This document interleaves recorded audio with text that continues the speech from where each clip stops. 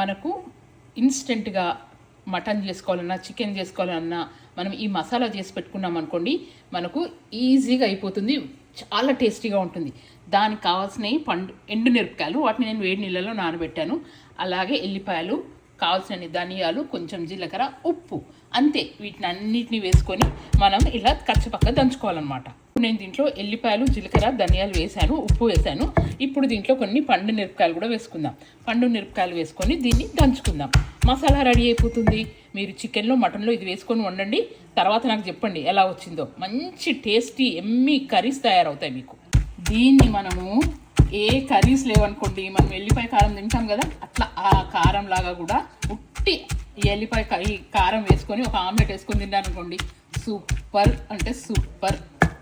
చూడండి, మన ఎల్లిపాయ మసాలా కారం రెడీ. దీన్ని మీరు ఆమ్లెట్లో వేసుకున్నప్పుడు కూడా వేసుకోవచ్చు, దోశలలో వేసుకోవచ్చు, మటన్ కర్రీలో వేసుకోవచ్చు, చికెన్ కర్రీలో వేసుకోవచ్చు.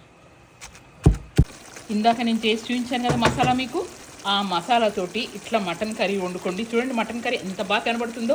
సో ఈ మటన్ కర్రీలు కానీ చికెన్కి కానీ ఆ మసాలాతోటి మీరు ఇట్లా వండుకోండి.